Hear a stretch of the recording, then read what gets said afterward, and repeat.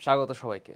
মেডিব্লাস্ট গ্রুপের সদস্য এবং ভবিষ্যৎ চিকিৎসকগণ যারা তোমরা ডক্টর হবা, বায়োলজির প্রত্যেকটা চ্যাপ্টার গুরুত্বপূর্ণ এবং প্রত্যেকটা অধ্যায় থেকেই যে ধরনের প্রশ্ন বিগত বছরগুলোতে মেডিকেলে, ডেন্টালে এবং আর্ম ফোর্সেস মেডিকেল কলেজে আসছে, ওই প্রশ্নগুলোকে আমরা একটু স্টাডি করি এটা বোঝানোর জন্য যে কি মাত্রায় কি ধারাবাহিকতায় পরীক্ষার প্রশ্নগুলো আসছিল এবং আমাদেরকে কিভাবে প্রস্তুতি নিতে হবে। ইটস নট নেসেসারি যে গত বছরগুলোতে যেরকম প্রশ্ন আসছে সবসময় এরকম প্রশ্ন আসবে বা ওই মাত্রারই প্রশ্ন আসবে।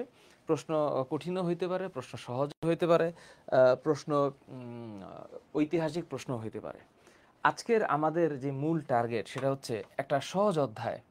সহজ অধ্যায় বলতে আসলে কিন্তু একাডেমিতে পড়ানোর সময় এই চ্যাপ্টারগুলোর উপরে অনেক বেশি শ্রম আমাদেরকে দিতে হয়। কেন? এই একটা অধ্যায় 3টা প্রাণীর সমন্বয়ে তৈরি একটা চ্যাপ্টার।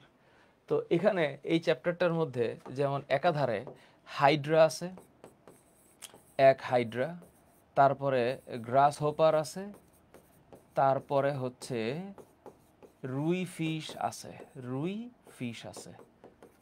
তো এই অধ্যায়গুলোতে দেখা গেছে যে অধ্যায়টার নাম প্রাণী পরিচিতি, কিন্তু এটার মধ্যে পড়ালেখার কোনো শেষ নাই। অনেক অনেক পড়ালেখা আছে, থাকতেই পারে, স্বাভাবিক ব্যাপার। কিন্তু এত পড়ালেখার মধ্যে কোন এমসিকিউগুলো ইম্পর্টেন্ট বা কিভাবে পড়লে কোন টপিকগুলোতে বেশি ফোকাস করলে, কোন জায়গাতে বেশি ফোকাস করলে এই অধ্যায়টা সম্পর্কে ভালো করা যাবে, পারা যাবে, এটা এখন আমরা পড়ব। আমাদের এখন মূল টার্গেট হচ্ছে যে আমরা এমসিকিউগুলো বা যে প্রশ্নগুলো বিগত বছরে মেডিকেল ভর্তি পরীক্ষায় 2023-24 থেকে শুরু করে দেখা গেছে 1988 সাল পর্যন্ত আমরা গেছি, যদিও প্রতিনিয়ত বই আপডেটেড হয় এবং আপডেটেড বইয়ের তালিকা থেকে প্রশ্ন আসে। যেমন প্রথম প্রশ্ন, এই প্রশ্নটা হাইড্রো থেকে আসছে যে নিচের কোন কোষ যে কোনো ধরনের কোষে পরিণত হতে পারে। এটা 23-24 সেশনের প্রশ্ন। এখন আমার কথা হচ্ছে, তোমরা যারা মেডিকেল অ্যাডমিশনের জন্য প্রিপারেশন নিচ্ছ, অবশ্যই তোমাদের ভিতরে এই জিনিসগুলো পড়া আছে। তোমরা জানো যে হাইড্রা এমন একটা অ্যানিমেল দ্বিস্তরী অ্যানিমেল, যেই অ্যানিমেলটার কোরশিকা বা টেন্টাকলস আছে এবং দেখতে হচ্ছে সিলিন্ড্রিক্যাল। হ্যাঁ, সিলিন্ড্রিক্যাল। এবং ওর ইনসাইড এবং আউটসাইডে চিন্তা করলে ওর এখানে 2টা লেয়ার আছে, 2টা লেয়ার। কয়টা? 2টা লেয়ার আছে। তো এখন আমরা জানি, কিন্তু এটা তোমরা জানো, আমিও জানি যে তোমরা জানো। তো একটা হচ্ছে এপিডার্মিস আর একটা হচ্ছে গ্যাস্ট্রোডার্মিস। তো যেহেতু প্রথম প্রশ্নগুলো সাজানো হয়েছে হাইড্রো থেকে, পরের প্রশ্নগুলো সাজানো হয়েছে ঘাসফড়িং থেকে এবং পরেরগুলো রুই মাছ থেকে। তো এই যে এটা হচ্ছে একটোডার্ম আর এইটা হচ্ছে গ্যাস্ট্রোডার্ম, তাই না? তো ডার্ম মানে হচ্ছে লেয়ার। তো এই এপিডার্মিসের মধ্যে একটা কোষ আছে, যে কোষটা যে কোনো সময় যে কোনো কোষে পরিণত হতে পারে এবং সেই কোষটার নাম হচ্ছে ইন্টারস্টিশিয়াল কোষ। এটা তোমরা পড়ছো, 2টা পেশি আবরণী কোষের মাঝখানে কিছু কোষ থাকে। ইন্টার, এই শব্দটা বায়োলজিতে তোমরা পড়বা। ইন্টার যখন এটা বলি তখন এটার মানে হচ্ছে ইন বিটুইন, আন্ত। ইন্টার এই শব্দটার মানে হচ্ছে আন্ত, ইন বিটুইন। তো আন্তঃস্টিশিয়াল মানে পাশাপাশি নিমজ্জিত 2টা কোষ। ইন্টারন্যাশনাল, 2টা জাতির মাঝে, আন্তর্জাতিক। ইন্টারপার্সোনাল, 2টা ব্যক্তির মধ্যে, ইন্টারপার্সোনাল। তাহলে কোন ধরনের কোষ সব ধরনের কোষে পরিণত হতে পারে? ইন্টারস্টিশিয়াল কোষে। এটা আমরা হাইড্রা থেকে ফিল করতে পারছি যে প্রশ্নটা হাইড্রা থেকে আসছে। নেমাটোসিস্টের বিষাক্ত তরল একেবারে পৃথিবীর সবাই জানে। যে আমরা জানি হাইড্রার এপিডার্মিসে এক ধরনের কোষ আছে, যেই কোষে মানে বিষয়টা হচ্ছে কীরকম, একটা নিডোসিল থাকবে, তাই না? নিডোসিল থাকবে এবং এটাকে, এই জায়গাটাকে আবদ্ধ করে একটা তরল পদার্থ থাকে এই জায়গার মধ্যে, বিষাক্ত তরল। এটা তোমরা জানো। এবং এইখানে এই সুতাটা পেঁচানো থাকে। সো হাইড্রা যখন কোনো কিছু খায় বা শিকার করতে নেয়, এখানে ল্যাসো, নিউক্লিয়াস, সাইটোপ্লাজম, পেশিসূত্র আরও আছে, আমি ওদিকে যাচ্ছি না। এটা নিডোসিল, এটা অপারকুলাম। তারপরে এই ঢাকনাটা খুলে সুতাটা বাইর হয়। কেন? এখানে একটা পেনিট্রেশন করে সে, পেনিট্রেশন। সো ও যখন পেনিট্রেট করে, তার মানে এই ইসকা মতলব হতা হ্যায় ছিদ্র করা। কি করা? ছিদ্র করা। তো এটা ছিদ্র করে কারণ এইখানে সে তরলটা থাকে এবং এই তরলের নাম হচ্ছে হিপনোটক্সিন। শব্দটা কি? হিপনোটক্সিন। কি কি থাকে এখানে? এইখানে থাকে হচ্ছে প্রোটিন প্লাস এইখানে থাকে হচ্ছে ফেনল। প্রোটিন আর ফেনলের সমন্বয়ে সৃষ্টি হয় এটা। তাহলে এইটার নাম হচ্ছে হিপনোটক্সিন। আর সাধারণত হিপনো এইটার মানে হচ্ছে নিমজ্জিত করা, বা হিপনো শব্দটার মানে হচ্ছে দোলানো, অথবা এটাকে কি বলে? হিপনোটাইজড। হ্যাঁ, টক্সিন এই শব্দটার মানে হচ্ছে বিষাক্ত। বিষাক্ত টক্সিন বা বিষ। কোন পদ্ধতিতে হাইড্রা? এই যে প্রশ্নটা আছে না, লম্বা দূরত্ব, এটা নিয়ে স্টুডেন্টের মধ্যে একটা মারাত্মক একটা দ্বিধা আছে। কি? একটা হচ্ছে হাইড্রা লম্বা দূরত্ব অতিক্রম করে, আর একটা হচ্ছে হাইড্রা শর্ট দূরত্ব অতিক্রম করে। তো যখন আমি শব্দটা বলছি লম্বা দূরত্ব, লম্বা দূরত্ব ফিল করে শব্দটা লম্বা দূরত্ব আমি বলছি, এর মানে বেশি দূরে যাওয়ার জন্য হাইড্রা কিন্তু আস্তে আস্তে আগায়, আস্তে আগায়। আর যেটা হচ্ছে শর্ট ডিস্টেন্স, শর্ট মানে সংক্ষিপ্ত দূরত্ব, এই সংক্ষিপ্ত দূরত্ব ও দ্রুত আগায়, দ্রুত। এই জায়গাটায় তোমরা একটু প্যাচ লাগাই দাও। একাডেমিক স্টুডেন্টগুলো মাঝে মধ্যে এরকম করে, আবার অ্যাডমিশনে তোমাদের ক্ষেত্রে একটু ডিফিকাল্টিস হইতে পারে, কারণ কনফিউজিং। তো এই কনফিউশনটা দূর করার জন্য তোমরা যখন বইটা পড়ছো, তো হাইড্রার চলন তো তোমরা পড়ছো, তো হাইড্রার চলনে গিয়া এই জায়গার মধ্যে দেখো লেখা আছে যে লম্বা দূরত্ব অতিক্রমের জন্য হাইড্রা সাধারণত লুপিং চলনের আশ্রয় নেয়। তো এই যে লুপিং, এটা লম্বা দূরত্ব, তো ও তখন লুপ লুপ করে চলে। ডিগবাজি না, কিন্তু লুপ। লুপে কি হয়? এরকম হয়, আবার উল্টা হয়, আবার এরকম হয়, আবার উল্টা হয়, আবার এরকম বাঁকা হয়, আবার উল্টা হয়। তাহলে এটাকে লুপিং বলে, তাই না? লুপিং বলে। এই লুপের মতো যে চলন, এটার আরেক নাম হচ্ছে জোকা চলন, শুয়োপোকা চলন, এটাও আসে। হাইড্রা তার দেহের অর্ধেক দূরত্ব অতিক্রম করে, এটা আবার ডেন্টালেও আসছে, ডেন্টালে। তো আমাদের দাগানো বইগুলো সব আছে। তাহলে এই যে ও লম্বা দূরত্ব, এটা কি? লুপিং। এখানে লুপিং শব্দটা ঠিকই আছে, কিন্তু তোমার বাংলাটা আছে এর আগে হামাগুড়ি, এই কারণে এটা একটু কনফিউজিং। তো তোমরা কনফিউজড হবে না। হ্যাঁ, আচ্ছা। হাইড্রার কোন অংশে নিউক্লিওসাইড কোষ সবচেয়ে বেশি দেখা যায়? প্রশ্নটা হচ্ছে এইখানে সবচেয়ে বেশি। তাহলে যেটা দিয়ে সে শিকার করে, তাহলে শিকার করে কি দিয়া? কোর্সিকা দিয়া। শিকার কোর্সিকা দিয়ে করে। হাইড্রার বহিত্বকের সমগ্র অংশ জুড়ে অবস্থান কোনটা? সমগ্র অংশ জুড়ে পেশি আবরণী কোষের অবস্থান। কেন? কারণ ও হচ্ছে পেশি আবরণী কোষ। কি? ও কিন্তু কঙ্কালের মতন কাজ করে, একটা স্কেলেটনের মতো। আবার হাইড্রার ভিত্তি হিসাবে কাজ করে, সফট স্কেলেটন হিসাবে কাজ করে। তাই ও সমগ্র অংশ জুড়েই থাকে, পেশি আবরণী কোষ। হাইড্রার খাদ্য নয় কোনটা? দুঃখিত, এখানে আসলে আমার লেখা ছিল, প্রশ্নটা ভুল ছিল। এই আমি লিখেছি হাইড্রার খাদ্য নয়। সাইক্লপস, ড্যাফনিয়া, খণ্ডকায়িত প্রাণী, এগুলো কিন্তু সবই হাইড্রা খায়। খায় না হচ্ছে ছোট ঘাস। তোমরা বইয়ের মধ্যে হাইড্রার পরিপাক প্রক্রিয়াটা আছে না, এটা পড়ছো? হাইড্রার পরিপাক প্রক্রিয়া পড়ছো? পরিপাকটা কোথায়? তোমাদের মুখস্থ হয়ে যাওয়ার কথা এখানে।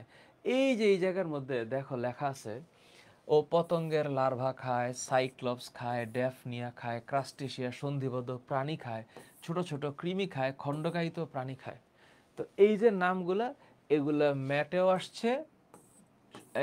আসছে, ডেটেও আসছে, মানে ডেন্টাল মেডিকেল দুইটাতে আসছে। সুতরাং আমরা যে দাগায় রাখি, কেন? এই দাগানোটা আমাদের চোখে পড়ে। তো তোমরা যখন দাগাবা এবং দাগানোর পর চোখে যখন লাগবে পড়াগুলা, এগুলা দেখলেই তোমাদের হয়ে যাবে। তোমরা শেষ মুহূর্তে এসে অনেক দুশ্চিন্তা করবা না। তোমরা যে পড়ছো এটার উপর আস্থা রেখে পড়বা, বা আস্থা রেখে সামনে আগাবা। তাই এখানে রাইট অ্যান্সার অবশ্যই ছোট ঘাস। হাইড্রা ছোট ঘাস খায় না। এই যে আবার দেখো, দ্রুত চলাচল।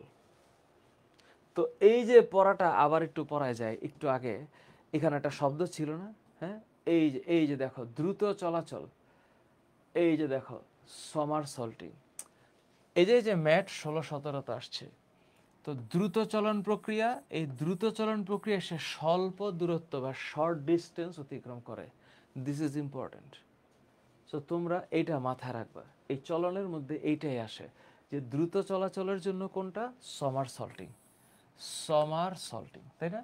এই যে সমারসল্টিং, এটা মানে হচ্ছে ডিগবাজি, বেশি দূর তাড়াতাড়ি যাবে কিন্তু আস শর্ট ডিস্টেন্স যাবে, বাট লং ডিস্টেন্সের জন্য লুপ লুপ করে করা যায়। এটা এই জায়গাটা কনফিউজড উঙ্গাবুঙ্গা হওয়া যাবে না। কোন প্রাণী অযৌন এবং যৌন দুইভাবে প্রজনন করতে পারে? মৌমাছি শুধুমাত্র যৌন, রুই মাছ যৌন, ঘাস ফড়িংও যৌন, কিন্তু হাইড্রা যৌন অযৌন দুইটাই করতে পারে। মজার ব্যাপার না?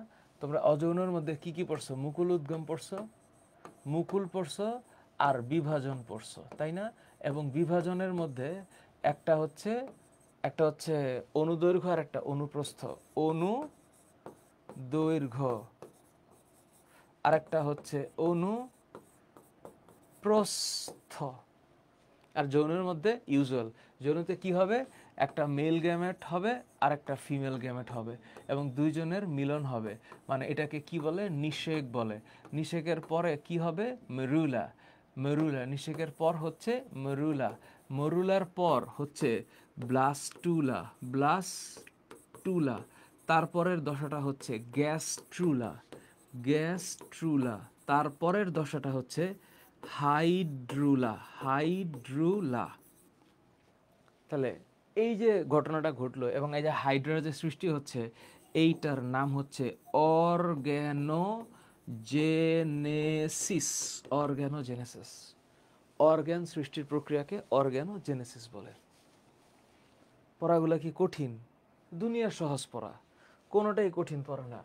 হাইড্রার মুকুল কি কাজে ব্যবহৃত হয়? মুকুল বার্ডিং, ওই যে একটু আগে লিখছি, এটা অযৌন জনন। হ্যাঁ, এখানে কিন্তু কোনো গ্যামেট সৃষ্টি হচ্ছে না। হাইড্রার মুকুল কেমন হচ্ছে বিষয়টা একটু মনে রাখার জন্য বলতেছি। এই যে হাইড্রা, এই হাইড্রা থেকে আরেকটা হাইড্রা সৃষ্টি হয়ে যাচ্ছে, আরেকটা হাইড্রা সৃষ্টি হচ্ছে, এই হচ্ছে হাইড্রার মাথা। So হাইড্রার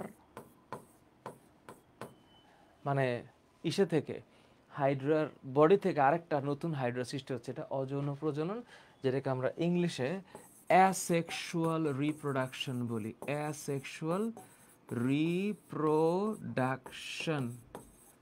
asexual reproduction. কোনটি হাইড্রার চলন নয়? যতগুলা চলন আমরা পড়েছি, হাইড্রার চলনের মধ্যে ড্রপিং বলে কোনো শব্দ নাই। হাইড্রার চলনের মধ্যে লুপিং আছে, লুপ সৃষ্টি করে করে চলে, এইটা আছে। ক্রল করে চলে, এইটা আছে। হাইড্রা ফ্লোট করে, এইটা আছে। হাইড্রা এটাকে ডিগবাজি খায়, হ্যাঁ, সমার সল্টিং। সমার সল্টিং আছে, সমার সল্টিং আছে। হাইড্রা এই শব্দ আমরা শুনেছি, আমরা গ্লাইড করে, হাইড্রা গ্লাইড করে। তো এই যে একটা স্বাভাবিক শব্দগুলো আমরা শুনেছি, কোথাও আমরা ড্রপিং পড়ি নাই। সুতরাং dropping is not the locomotion system of hydra. Hydra যখন তার দেহের ভর পদ্মতালুর উপর রেখে কর্ষিকার উপর স্থাপন করে এবং কর্ষিকাকে পায়ের মতো উল্টাভাবে ধীরে ধীরে চলে, এই যে ধীরে চলে একটা শব্দ আছে না, ধীরে, তাইলে এটা ধীরে ধীরে যখন চলবে তখন সে আসলে লম্বা দূরত্ব অতিক্রম করবে। এই যখন ধীরে চলবে বলে ফেলবে, তুমি মনে রাখবা এটা হচ্ছে লম্বা দূরত্ব।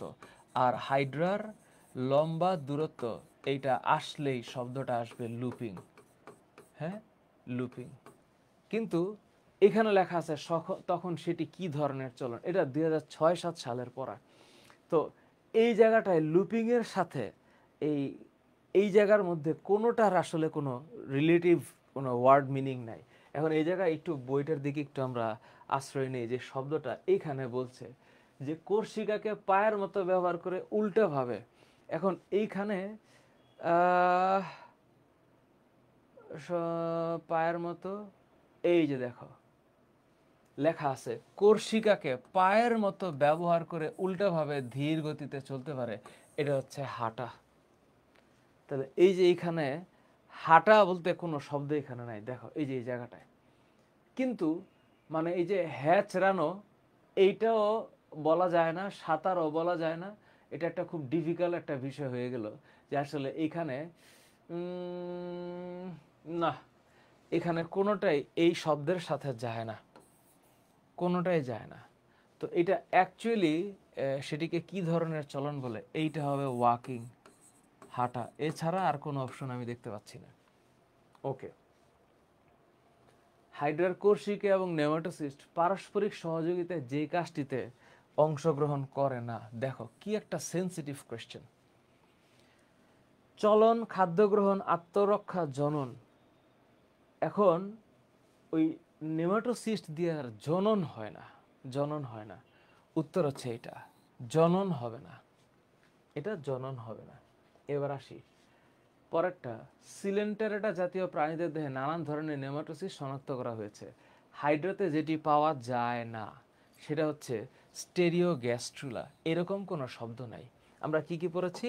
আমরা বলেছি পেনিট্রেন্ট, পেনিট্রেন্ট, আমরা এই শব্দটা পড়েছি হাইড্রাতে। হ্যাঁ, পেনিট্রেন্ট, যেটাকে বলা হয় হচ্ছে পেনিট্রেন্ট, যেটা দিয়ে ছিদ্র করে। তারপরে হচ্ছে ভলভেন্ট, ভলভেন্ট। এর পরেরটা হচ্ছে স্ট্রেপটুলিন গ্লুটিনেন্ট, আর একটা হচ্ছে স্টেরিওলিন গ্লুটিনেন্ট, হলোট্রাইকাস আইসোরাইজা। তো এখানে স্টেরিওগ্যাস্ট্রুলা নামে কোনো শব্দ আমরা পড়ি নাই। হাইড্রার ইন্টারস্টিশিয়াল কোষের কাজ, ইন্টারস্টিশিয়াল কোষের কাজ ক্ষণপথ সৃষ্টি করে চলন অংশগ্রহণ করা, পুনরুৎপত্তি এবং মুকুল সৃষ্টিতে অংশ নেয়। এই যে এটা ইন্টারস্টিশিয়াল কাজের মানে কোষের কাজ হচ্ছে এটা রিজেনারেশন। যখন ইন্টারস্টিশিয়াল কোষ আসবে তখন তোমার মাথায় এডমিশনের হলে বসে আরেকটা শব্দ মাথায় আসবে, সেটা হচ্ছে রিজেনারেশন, বা এটার নাম হচ্ছে পুনরুৎপত্তি। পুনরুৎপত্তি, পুনরুৎপত্তি। হ্যাঁ, আচ্ছা তাকাও, হাইড্রার বেলায় কোনটি সত্য নয়? দ্রুত চলন প্রক্রিয়ার নাম লুপিং। বহিত্বক অন্ততকের মাঝখানে অকোষীয় স্তরটার নাম মেসোগ্লিয়া। দেহ অভ্যন্তরে পরিপাক সংবহন গহ্বরটি সিলিন্ডার, স্বাভাবিক প্রজনন প্রক্রিয়া। এই যে আবারও দেখো, আবারও কনফিউজিং একটা উঙ্গা শব্দ কি, এই যে দ্রুত চলন প্রক্রিয়া, এই দেখো এই দ্রুত চলন প্রক্রিয়াটা হচ্ছে সমারসল্টিং। লুপিং দিয়ে সে লম্বা দূরত্ব অতিক্রম করে কিন্তু আস্তে আস্তে যায়। সো এই জায়গাটা একটু ডিফিকাল্ট, মনে রাখবা এই কথাটা রাইট না, এটা রং কথা। হাইড্রার দ্রুত চলন প্রক্রিয়ার নাম সমারসল্টিং, সমারসল্টিং, সমারসল্টিং। তাকাও, হাইড্রার প্রজনন হয়, হাইড্রার প্রজনন হয় কেমনে? এই যে এটা দ্বিবিভাজন, মুকুল উদ্গম অযৌন উপায় এবং যৌন উপায় চলে চলে।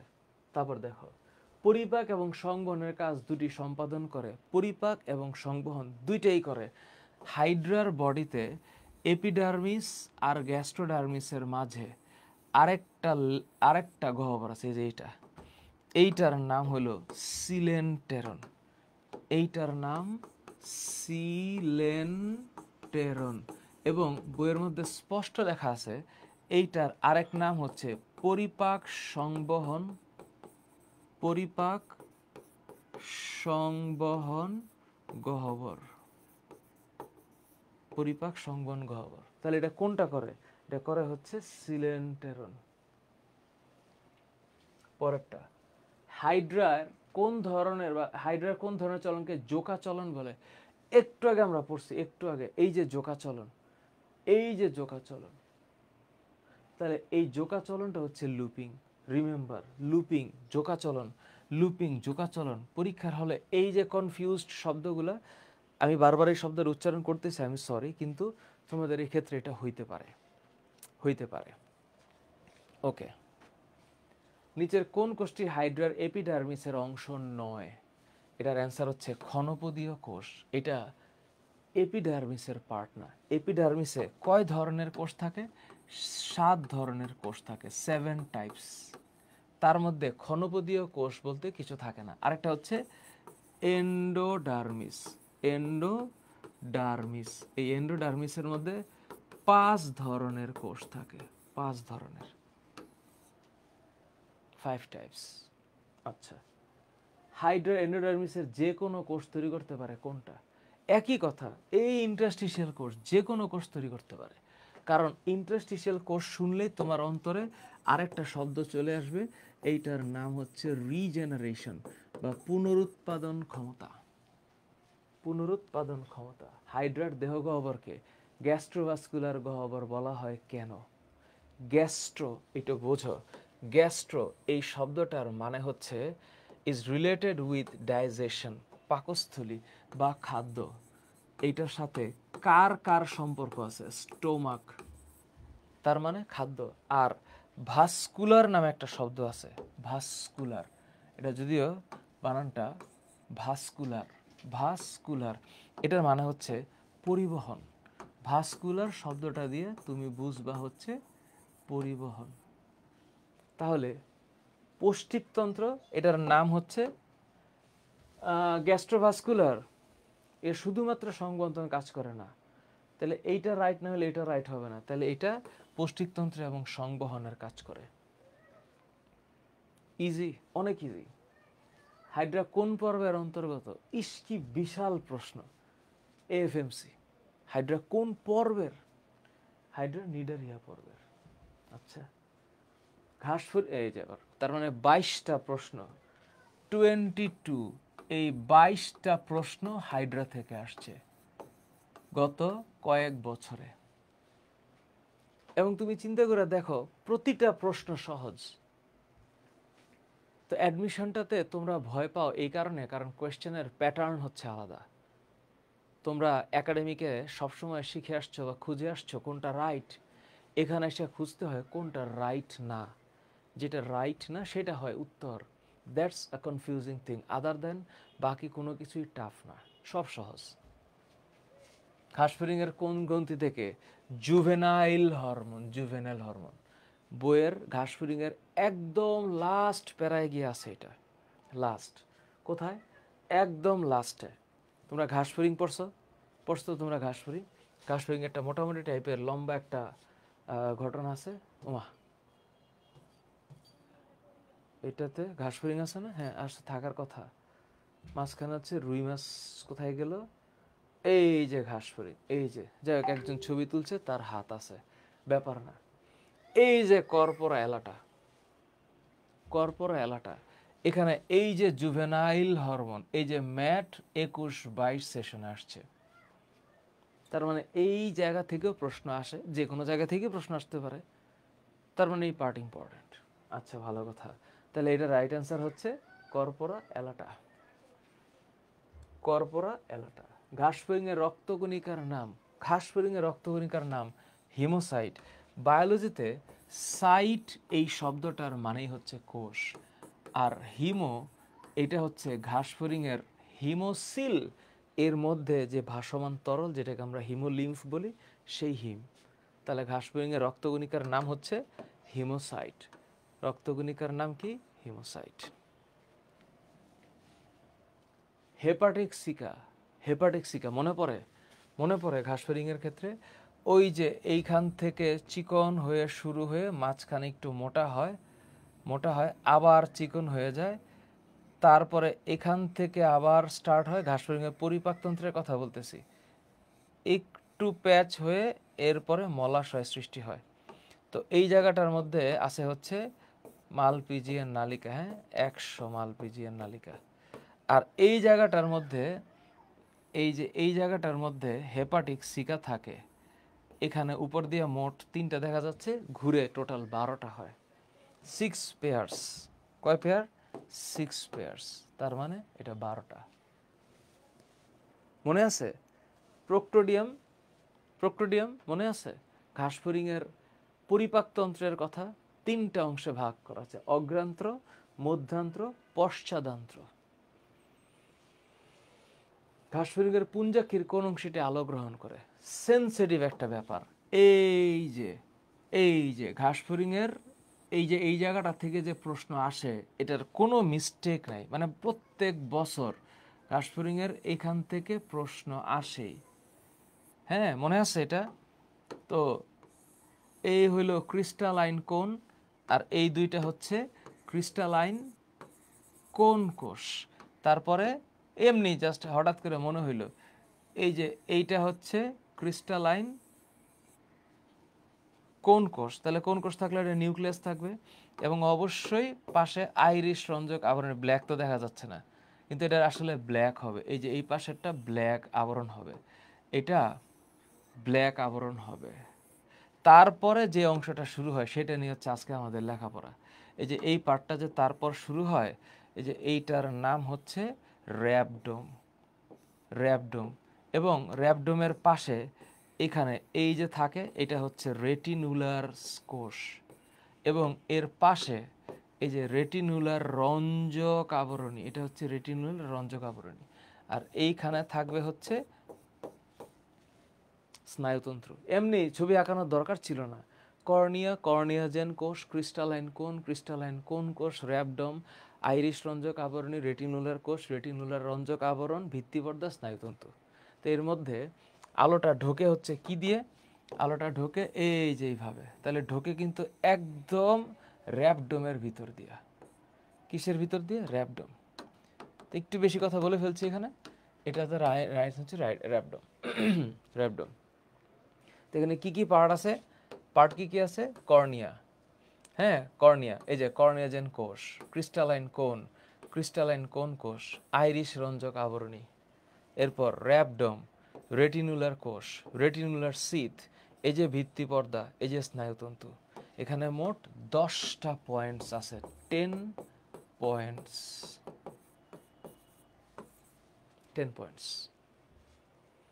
ঘাসফড়িংয়ের রক্ত সংবহনতন্ত্রের অংশ নয়, ঘাসফড়িংয়ের রক্ত সংবহনতন্ত্রের অংশ নয় সম্মুখ বাহিকা। কেন? কারণ ঘাসফড়িংয়ের শুরুতে, এই যে শুরুতে খেলাটা দেখো, এই যে এটা হচ্ছে গিয়ে সম্মুখ অ্যাওর্টা, এরপর স্ট্রাকচারগুলো 2, 3, 4, 5, 6, 7, এই যে এটা হচ্ছে গিয়ে পশ্চাৎ অ্যাওর্টা। তো সম্মুখ অ্যাওর্টা, হৃদযন্ত্র, এখানে থাকে হচ্ছে অ্যালারি মাসেল, মনে করে দেখো এখানে থাকে হচ্ছে অ্যালারি মাসেল। তো বায়োলজিতে অ্যাডমিশনের ছবি ইম্পর্টেন্ট না, কিন্তু এই ছবিগুলো হচ্ছে তোমাকে মনে করাইতে হেল্প করবে। এগুলো অ্যালারি মাসেল, তো এগুলো সংকোচন প্রসারণ হয়। সম্মুখ বাহিকা is not the part of blood circulatory system. তাহলে রক্ত সংবহনতন্ত্র যদি ঘাসফড়িংয়ের হয়ে থাকে, এটা অবশ্যই ওপেন সিস্টেম, ওপেন। এবং এই যে গহ্বর, এখানে 3টা নাম আছে। একটা হচ্ছে কার্ডিয়াল সাইনাস, তারপরে হচ্ছে পেরিভিসেরাল সাইনাস, আরেকটা হচ্ছে নিউরাল সাইনাস। আমি এখানে আসলে ডিটেলে যাচ্ছি না, আমি জাস্ট বলে যাচ্ছি কিচ্ছু ছোট ছোট কথা। কোনটা না, কোনটা অংশ না? এখানে না হচ্ছে ওসেলি। কেন? কারণ ওসেলি হচ্ছে সরলাক্ষী এবং এই সরলাক্ষী আছে 3টা। তো এটা বহিকঙ্কালের অংশ না। বহিকঙ্কালের অংশ হচ্ছে জেনা, এপিক্রেনিয়াম, ভার্টেক্স, এপিক্রেনিয়াম, জেনা, সাইক্লপস। ঘাসফড়িংয়ের অগ্রভাগের সরু এবং শক্ত ডানা। ইম্পর্টেন্ট হচ্ছে এইটা, কারণ ঘাসফড়িং ধরো যে, হ্যাঁ এখন ঘাসফড়িংয়ের সামনের যে ডানা তার চেয়ে পিছের ডানাটা হচ্ছে বড়, তাই তো? এখন এই সামনের ডানাটা ওরা জাস্ট একটা আবরণ দিয়ে রাখে, আবরণ, এবং এই আবরণটার নাম হচ্ছে ট্যাগমিনা, অথবা তুমি এটাকে ভালোবেসে এলিট্রা বলতে পারো, এলিট্রা। তাহলে এটার নাম হচ্ছে ট্যাগমিনা। কারণ সামনেরটা কিন্তু উড়তে হেল্প করে না, সামনেরটা শুধু ওকে আবরণ দিয়ে রাখে, পেছনেরটা আসলে উড়ে। তো ঘাসফড়িংয়ের 2 জোড়া ডানা, 3 জোড়া পা আছে, বুঝছো না? গিজার্ডকে 6টা দাঁত আছে, 6টা অনুলম্ব ভাঁজ আছে, আর হেপাটিক সিকাও 6 জোড়া। ঘাসফড়িংয়ের সব 6, মজার ব্যাপার। আর স্পাইরাকল আছে 10 জোড়া, বুঝছো? বক্ষে 2 জোড়া আর উদরে 8 জোড়া, 10 জোড়া স্পাইরাকল। পুরুষ ঘাসফড়িংয়ের ক্ষেত্রে নারীর চাইতে ছোট, ঠিক আছে, প্রশস্ত উদর থাকে, এটাও ঠিক, ওই যে এটা ঠিক নেই। 9ম খণ্ডাংশে জনন ছিদ্র থাকে না, 10ম। ঘাসফড়িং এর স্পাইরাকলকে ঘিরে কে রাখে? ঘাসফড়িং এর স্পাইরাকলের বাইরে যে আবরণ থাকে এটার নাম হচ্ছে পেরিট্রিম। পেরিট্রিম নামক আবরণে আবৃত। ঘাসফড়িং এর পশ্চাৎ পৌষ্টিক নালীর অংশ পেছনের দিকে। গলবিল গিজার্ড ক্রপ তো হচ্ছে আগে। গলবিল তুমি একটু আগে ফিগারটা আঁকালাম না, এই হচ্ছে ঘাসফড়িং এর এই অংশটা হচ্ছে ক্রপ। ক্রপের পরের অংশ হচ্ছে গিয়ে ওই হেপাটিক সিকা থাকে, এই যে এরকম হেপাটিক সিকা থাকে কয়টা, এরকম থাকে হচ্ছে 12টা। তারপরে হচ্ছে হেপাটিক সিকা এখানে আইসা আবার একটা পার্ট স্টার্ট হয়। তো এখানে থাকে হচ্ছে এই মালপিজিয়ান নালিকা। মালপিজিয়ান নালিকা হচ্ছে রেচন অঙ্গ। তারপরে এইটা আরেকটু এই অংশটা দিয়ে বাইরে। এটা বেশি ডিটেল করলাম না। তাহলে এই হচ্ছে গলবিল, ক্রপ, হেপাটিক সিকা, মধ্যান্ত্র, মালপিজিয়ান নালিকা। তাহলে পশ্চাৎ শব্দটা বলছে পশ্চাৎ, তাহলে পশ্চাতের পার্ট হবে ইলিয়াম। ইলিয়াম। বাংলাদেশে সন্ধানপ্রাপ্ত ঘাসফড়িংয়ের প্রজাতির সংখ্যা মুখস্থ বাংলাদেশে 20টা। বাংলাদেশে মুখস্থ, হ্যাঁ, বাংলাদেশে কয় প্রজাতি? 20 প্রজাতি। আর পৃথিবীতে কয় প্রজাতি? 20,000 প্রজাতি। 20,000 প্রজাতি। ঘাসফড়িংয়ের প্রতিটি পুঞ্জাক্ষিতে কতগুলো মাটিরিয়াম থাকে? অ্যারাউন্ড 2000। লার্ভাকে সচরাচর কোন নামে ডাকা হয়? লার্ভা, এটা নিম্ফ। কেন নিম্ফ? কার? এটা আসলে মানে বলা উচিত ছিল কোন লার্ভা, কারণ একটা হচ্ছে সম্পূর্ণ রূপান্তর, সম্পূর্ণ রূপান্তর বুঝো, তাইলে আরেকটা হচ্ছে অসম্পূর্ণ রূপান্তর, অসম্পূর্ণ রূপান্তর। তো সম্পূর্ণ রূপান্তর আর অসম্পূর্ণ রূপান্তরের পার্থক্য আছে। তোমরা এটা ঘাসফড়িং এর মেটামরফোসিস যে পড়ছো, এই যে দেখো এই জায়গার মধ্যে আছে। অসম্পূর্ণ রূপান্তরের শিশু প্রাণীকে নিম্ফ বলে, সম্পূর্ণ রূপান্তরের শিশু প্রাণীকে লার্ভা বলে। সম্পূর্ণ রূপান্তর লার্ভা। নিম্ফ ছোটটা আর বড়টা একই, তো ঘাসফড়িং এর ক্ষেত্রে এটা নিম্ফ হবে। স্ত্রীর আবার এই যে দেখো, তাহলে এখানে 22 ছিল, এখানে হচ্ছে 35, তাহলে 35 থেকে 22 গেলে থাকে হচ্ছে 13। মাত্র 13টা প্রশ্ন ঘাসফড়িং থেকে আসছে, আর 22টা প্রশ্ন হাইড্রা থেকে আসছে। তুমি চিন্তা করে দেখো, রুই মাছ শুরু হয়ে গেছে। স্ত্রী রুই মাছ ডিম পারে। স্ত্রী রুই মাছ ডিম পারে বর্ষাকালে না? বর্ষাকালে ঘোলা পানিতে। আচ্ছা, ডিম যে পারে এর একটু ব্যাপার আছে। ডিম নিয়ে অন্তত 20 মিনিট কথা বলা যাবে। কেমনে? স্ত্রী রুই মাছ যে ডিম পারে, স্রোতজ, এই যে দেখো ডিমের সাথে কোন কোন শব্দগুলো চলে আসবে? স্রোতজ পানি প্লাস ঘোলা পানি। ঘোলা পানি, যে পানিটা ঘোলা সেখানে টেম্পারেচার কত থাকা উচিত? 24 থেকে 28 ডিগ্রি সেলসিয়াস। এটা আমার জাস্ট হঠাৎ করে মনে হলো তোমাদের বলা দরকার। পুরুষ রুই মাছ যখন ওয়েট করে তখন এখানে একটা ট্যাক্সিস থাকে, এই শব্দটার নাম হচ্ছে Rio taxis. Rio Rio taxis থাকে, হ্যাঁ, রিও ট্যাক্সিস। তো এখানে আরেকটা শব্দ আছে, এইটার নাম হচ্ছে স্পনিং। স্পনিং মানে স্ত্রী মাছ ডিম দিবে, ডিম দিবে, আর ডিমের উপরে পুরুষ মাছ শুক্র রস ছাড়বে। পুরুষ মাছ শুক্র রস ছাড়বে। এই হলো প্রথম লাইন। স্পনিং হইল, একটা ঝাঁকুনি দিবে পুরুষ মাছে রিউট্যাক্সিসের প্রভাবে। এরপরে স্রোতযুক্ত পানিতে ওরা যখন হচ্ছে ডিমটা দিবে, স্পনিং হবে। এরপরের কাহিনীটা শোনো। স্পনিং হওয়ার পর মাছের যে ডিমটা, রুই মাছের ডিম নিষিক্ত হওয়ার পর এটা পানিতে ডুবে যায়। এটাকে বলা হয় ডিমারসাল। ডিমারসাল, ডিমারসাল ডিম, ডিমারসাল ডিম, হ্যাঁ, এটা হচ্ছে ডুবে যায়। আরেকটা ডিম আছে যে ডিমটা ডুবে না, এটাকে বলা হয় পেলাজিক ডিম। পেলাজিক ডিম, পেলাজিক ডিম, এইটা হচ্ছে ডুবে না। আর রুই মাছ সাধারণত এক প্রজনন ঋতুতে একটা ইয়ারে 1 থেকে 4 লাখ ডিম দিতে পারে। এটাকে রুই মাছের প্রজনন রেট বলে। ইংলিশে বলে ফিকান্ডিটি। শব্দটা হচ্ছে ফিকান্ডিটি, ফিকান্ডিটি, ফিকান্ডিটি। কত? 1 লাখ থেকে 4 লাখ, 1 লাখ থেকে 4 লাখ, এই হচ্ছে রুই মাছের ডিমের সাথে সম্পর্কিত। তাইলে এটা পারে হচ্ছে জুন আগস্ট মাসে। আমার হঠাৎ করে মনে হইলো আমি জাস্ট এই জিনিসগুলো বললাম। রিওট্যাক্সিস হচ্ছে প্রজননের সময় ও যখন যৌন পরিপক্কতা লাভ করে ও তখন স্ত্রী রুই মাছের ডিমের উপরে এসে শুক্ররস ছাড়ার চেষ্টা করে, ঝাঁকুনি দিয়ে আসে।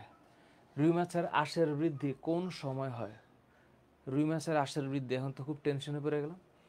রুই মাছটা একটু যাইতো, আমি আঁশের বৃদ্ধি এটা বসন্ত, কিন্তু মিস্টেক হওয়ার কথা না, তারপরে হইলো মাফ করে দিও। এটা একটু খেয়াল করে, রুই মাছ আসে না এখানে, ঘাস ফরিং দিয়েই পুরো দুনিয়াটা ভরা। আচ্ছা, এটা গেল হাইড্রা। হাইড্রা, হাইড্রা আবার আসছে তাই না? কিন্তু রুই মাছ কি আছে?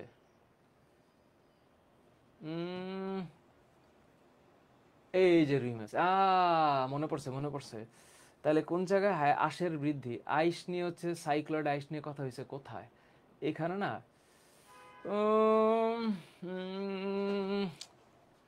ক্ষুদ্র অংশ অস্থি বার্ষিক বৃদ্ধি বলে। এই দেখছো, সাধারণত বসন্তকালে এবং গ্রীষ্মকালে আইসের বৃদ্ধি বেশি হয়। আসেন ঘরে বসেন, মেডিকেল অ্যাডমিশন টেস্ট 16-17।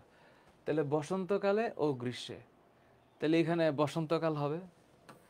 যেখানে বসন্ত তোমার সেখানেই, সরি, যেখানে সীমান্ত তোমার সেখানে বসন্ত আমার। কিসের মধ্যে? মানে রুই মাছ পড়লে কি মনে মনে আসলে রোমান্স আসে? আসে না। কি কোন মাছে সাইক্লোডাস পাওয়া যায় না? যায় না, এটা ডিফিকাল্ট কোয়েশ্চেন। স্যামন ফিশ হবে, কারণ রুই কার্প ইলিশ, এটা কি স্যামন হবে? স্যামন দেই, স্যামন, কারণ রুই মাছ অ্যাক্টিনোপটেরিজি, এটা সাইক্লোডাস পাওয়ার কথা। অ্যাক্টিনোপটেরিজি, এখানে হচ্ছে সাইক্লয়েড আইস পাওয়া যাবে এটা ছাড়া। আচ্ছা, এবার আসি, কোনটা প্রাকৃতিক প্রজনন স্থান? আরিয়াল খা নদী, আরিয়াল খা। এটা আবার টুকরা অন্য কিছু দিও না। বক্ষ পাকনা, সাবক্লেভিয়ান ধমনী। বক্ষ, বক্ষ মানে সাবক্লেভিয়ান ধমনী। কেন? কারণ রেনাল ধমনী রক্ত সরবরাহ করবে বৃক্কে, কর্ডাল ধমনী রক্ত সরবরাহ করবে লেজে, পিছনে, হ্যাঁ, ইলিয়াক ধমনী রক্ত সরবরাহ করবে শ্রোণী পাখনায়, শ্রোণী পাখনায়। আমরা যখন এটা একাডেমিকে পড়াই, আহা কত কষ্ট করে ধমনীতন্ত্র আঁকানো লাগে, তাই না? কিন্তু এখানে দেখো নর্মাল একটা পড়া। আরেকটা আছে প্যারাইটাল ধমনী। প্যারাইটাল ধমনী, এটা কোথায় রক্ত সরবরাহ করে? ত্বক মানে স্কিনে, মানে বহিত্বকে। আরেকটা হচ্ছে সিলিয়াকো মেজেন্টারিক, যকৃত, অগ্নাশয়, পাকস্থলী। আচ্ছা, উইলা, এটা হচ্ছে কি হৃৎপিণ্ড? শিরা হৃৎপিণ্ড। কেন? কারণ রুই মাছের হৃৎপিণ্ডের যে অবস্থা, সেখানে সাইনাস ভেনোসাস থাকে, আর রুই মাছের এই, তাহলে এখানে রক্তটা, রক্তটা এখান দিয়ে ঢুকে ঢুকে ঢুকে এখান দিয়ে এই টুক করে বের হয়, এবং এখানে কেবলমাত্র কার্বন ডাইঅক্সাইড যুক্ত রক্তই ক্যারি করে। দ্যাটস ওয়াই ওর নাম হচ্ছে ভেনাস,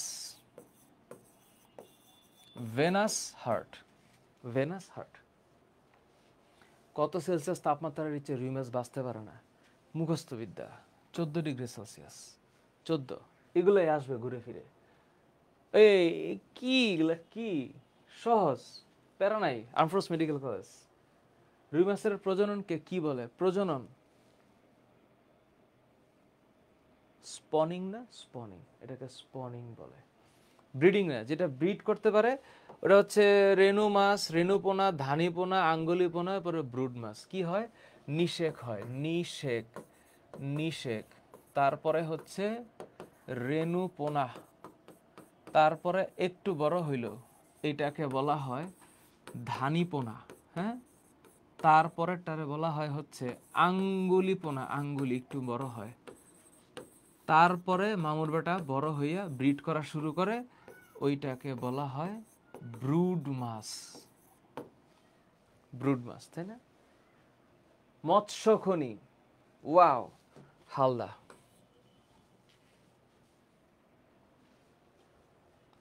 শেষ, মাত্র 45টা এমসিকিউ। দেখো একটা চ্যাপ্টার থেকে, armed force medical college, BDS and MBBS, 3টা জায়গায় কেমন প্রশ্ন আসছে তোমরা দেখো। এবং আমরা যখন পড়াই তখন আমাদের একটা দাগানো বই হাতে থাকে। তো সাধারণত ওই বইয়ের মধ্যে একাডেমিকে আমরা যখন পড়াই চেষ্টা করি ওই ওই অংশগুলোকে দাগায় দেওয়া, যেটা দাগায় দিলে স্টুডেন্টের চোখে পড়বে। যেমন দেখো, রুই মাছের হৃৎপিণ্ডে কোনো কোনাস আর্টেরিওসাস নাই। প্রশ্ন এমন হইতে পারে, নিচের কোনটি রুই মাছের হৃৎপিণ্ডে পাওয়া যায় না, হইতে পারে।